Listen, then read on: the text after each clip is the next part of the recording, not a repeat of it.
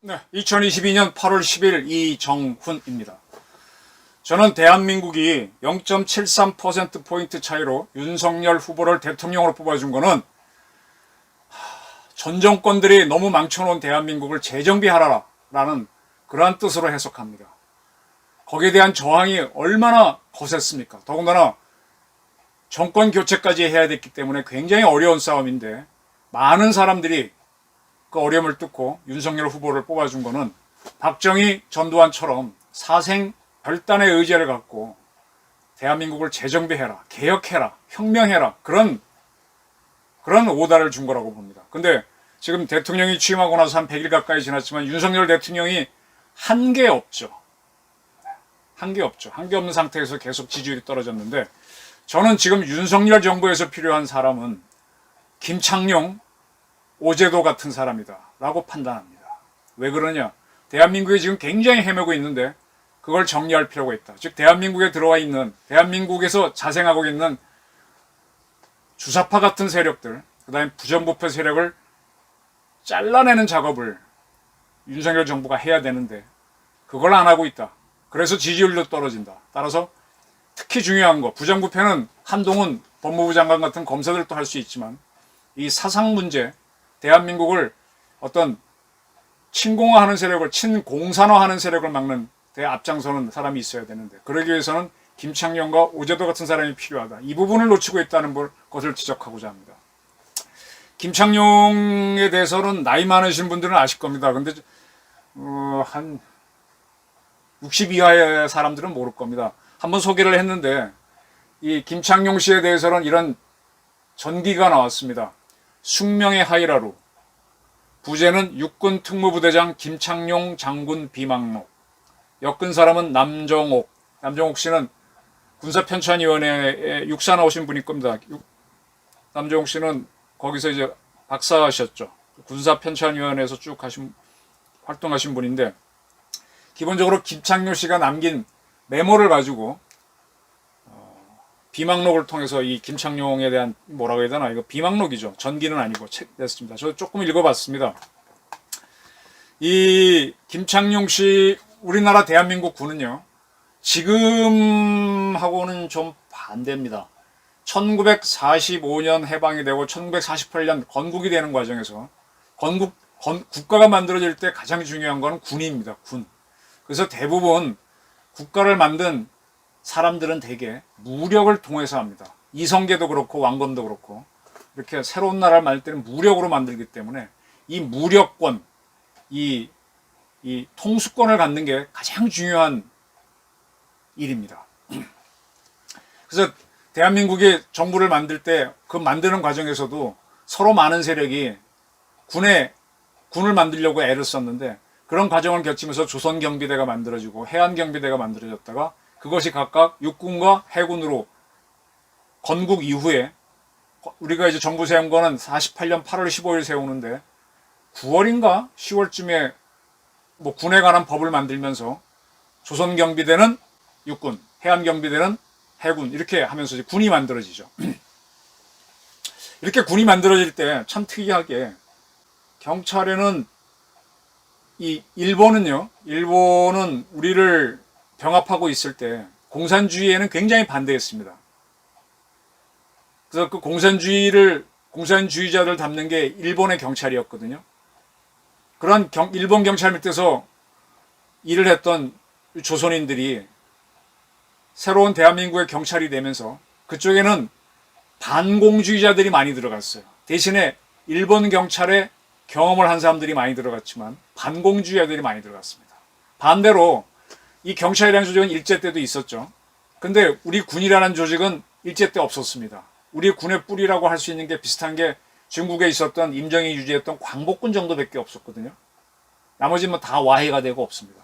광복군이 들어오고 그 다음에 일본군에 가서 활동하던 사람들이 들어와서 참여하고 뭐 이렇게 뒤죽박죽이 되면서 군이 만들어지다 보니까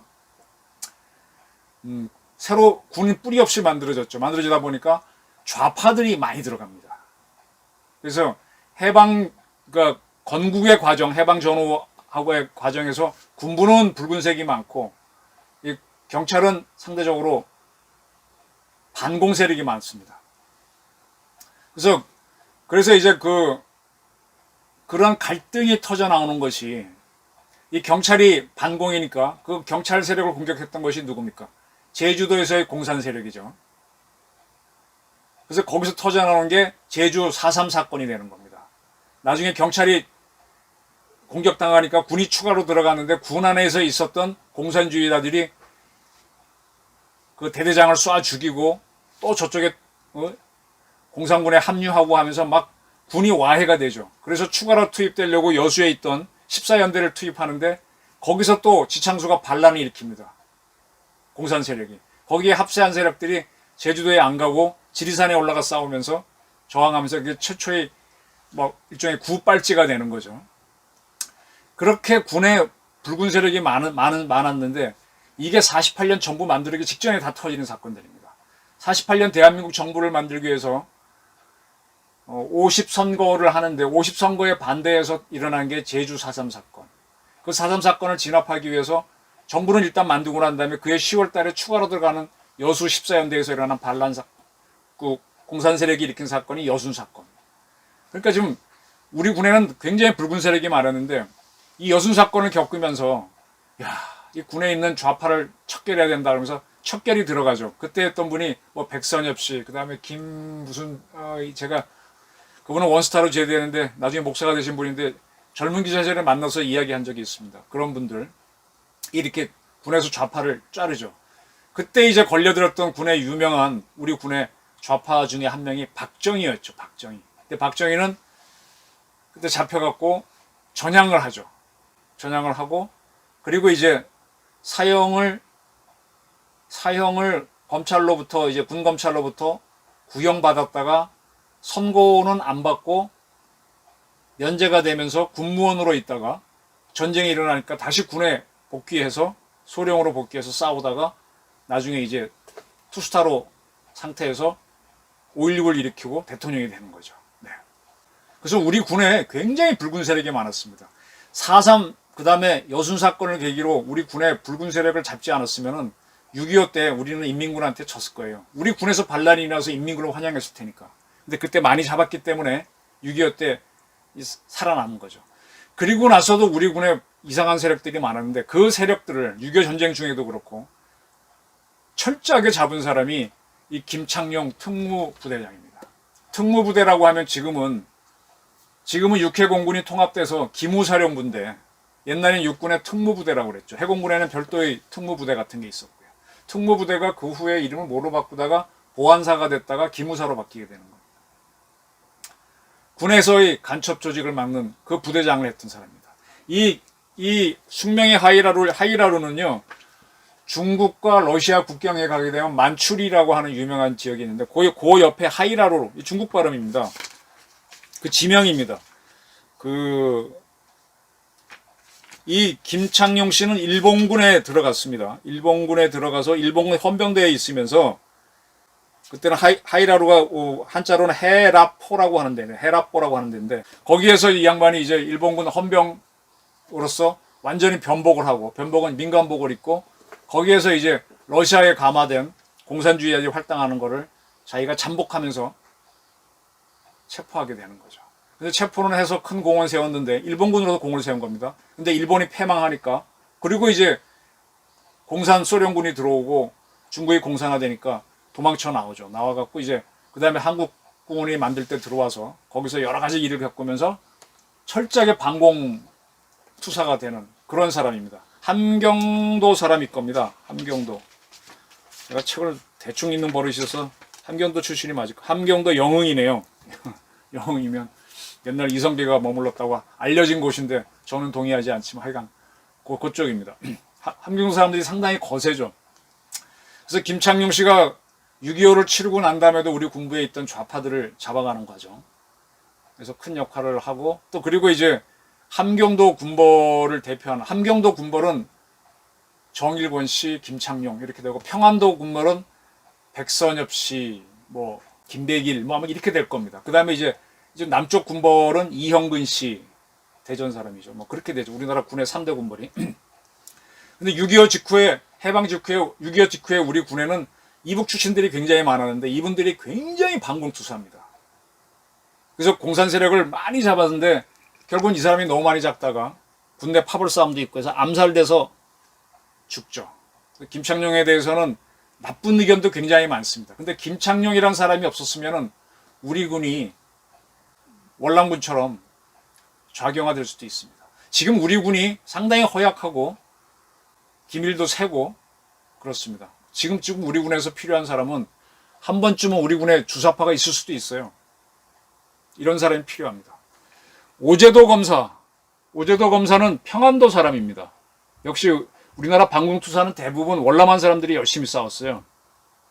근데 이분은 평안남도 안주 출신이고 와세대 대학에서 법과를 나온 분입니다.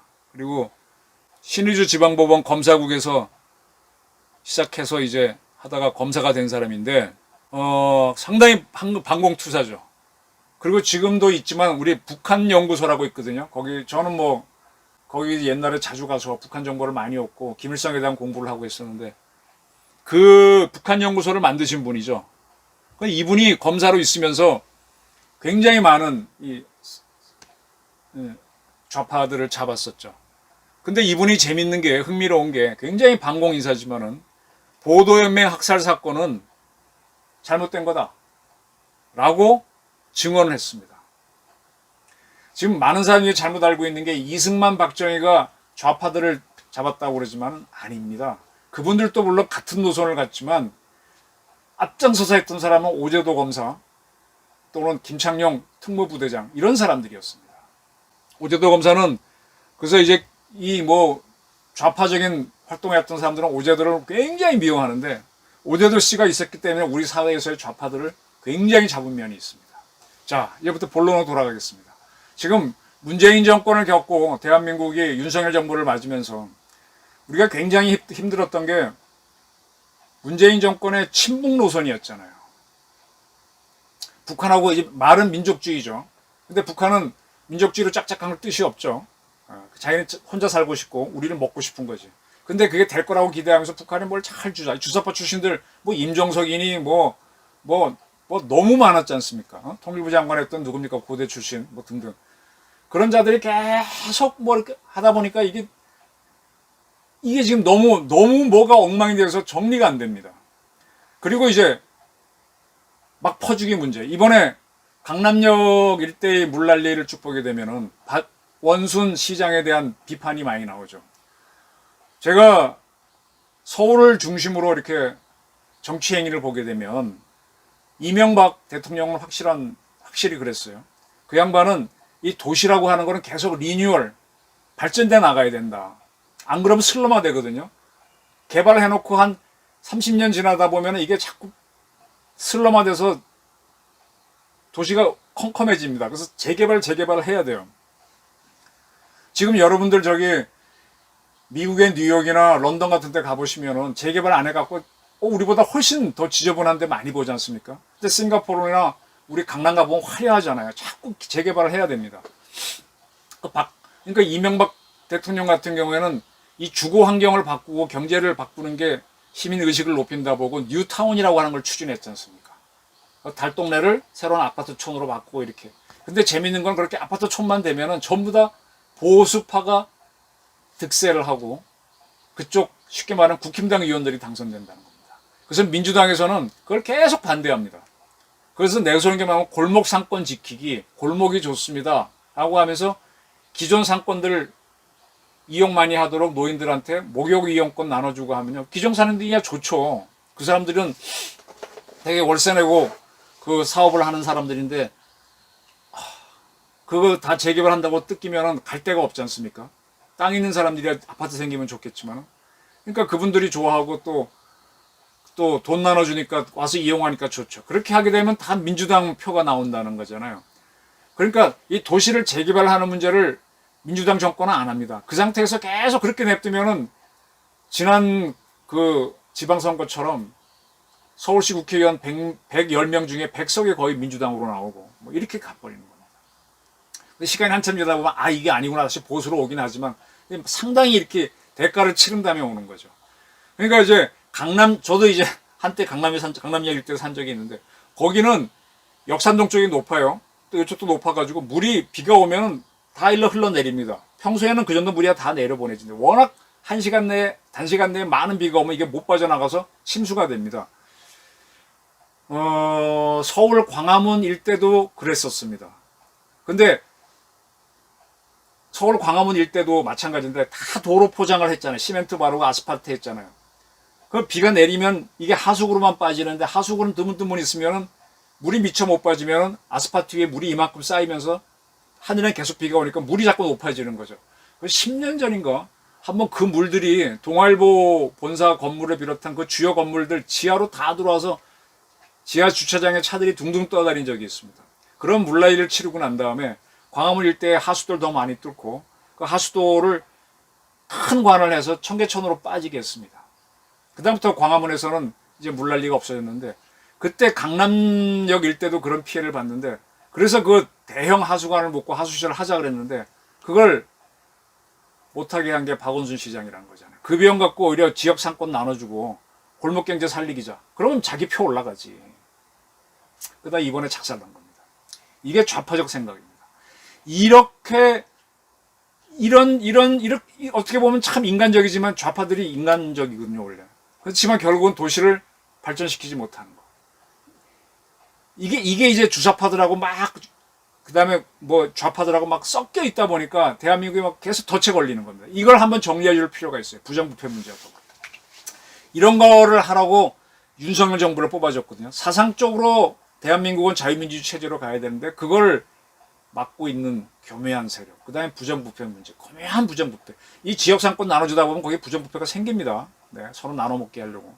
시민단체들이 뭐 돈 받아가지고 왜 시민단체가 돈을 받습니까? 자생을 해야지. 그래서 민주당 정권 지지하고. 이게 다 부정부패죠. 이걸 한번 정리해줄 세력이 필요한데 윤석열 대통령이 아직도 그런 걸 안 하고 있어요. 그거 하라고 사실 뽑아준 겁니다. 뭐 윤석열 검사 출신이니까 할 수 있을 거라고 봤던 건데 그걸 안 하니까 지지율이 팍 떨어진 거거든요. 그래서 저는 윤 대통령이 이번 홍수 피해를 보면서 이 서울에 이 피해 입은 데도 가보고 뭐도 가보고 쭉 가서 이렇게 얘기하는 거 보게 되면 아직 이 홍수라든지 국가 운영에 대해서 이분이 해박하지가 않구나 라는 느낌이 많이 들죠. 네. 그리고 민주당이 이번에 집중적으로 공격했지만 사실은 맞는 말이죠. 옛날 서초동 아크로비스타의 산인데 서초동에서 쭉 내려가면 거기 교대암역인데 거기도 물이 잠기죠. 또 반대편으로 또 언덕 내려가면 거긴 고속터미널 거기도 물이 잠기죠. 그러니까 대통령이 출근하려고 그래도 차가 못 들어오죠. 못 나가죠. 헬리콥터도 없죠. 헬리콥터 자기 집 앞에 없지 않습니까? 그러니까 대통령은 사실은 자기 개인 집에 살면 안 돼. 그러니까 관사에 있어야 됩니다. 청와대에 있는 게 맞아요. 청와대가 뭐 오염됐니 안 됐니 좌파에 그건 별도의 문제더라도. 근데 지금 용산에 그 외교부 장관 거기다 관사를 만드는데 그것도 사실은 아닙니다. 벙커에 가까이 있어야 돼요. 그래서 저는 빠른 시간 내에 이제 외교부 장관 공간을 개조하면 들어가시겠지만 거기도 아니고 지금 새로운 대통령실이 있는 국방부 용산 그 안에 새로 대통령 관사를 짓고 거기에 계셨다가 바로 벙커에 가서 지휘를 해야 됩니다. 이런 것들이 이제 이 양반이 아직 일한 게 없고 아직 초보자라는 건데 사실은 우리 윤석열을 뽑아준 거는 이 이념적으로 친북 노선으로 간 문재인 정권에 대한 절망, 그 다음에 지역 경제 살린다 뭐 한다고 하면서 우리의 성장 동력을 갉아먹고 이게 인민민주적 요소를 도입하는 이런 것들에 대한 절망을 해결해 달라는 거였는데 안 했던 거거든요. 저는 윤석열 대통령이 이번에 홍수 피해를 쭉 보면서 내가 할 게 뭐구나 라는 걸 좀 파악을 했으면 좋겠어요. 그래서 김창룡과 오제도 같은 사람이 필요하다는 인식을 가져야 됩니다. 이렇게 총강경파로 나가라는 얘기는 아니고 뭐 강경파로 나가도 팩트가 있으면 가는 거지만 그래서 대한민국을 재정비해라. 지금까지는 견습기간, 수습기간이었다면 100일이 지났으니까 이제는 알아차리고 윤 대통령이 해줬으면 좋겠다. 이런 말씀을 올립니다. 경청해 주셔서 감사합니다.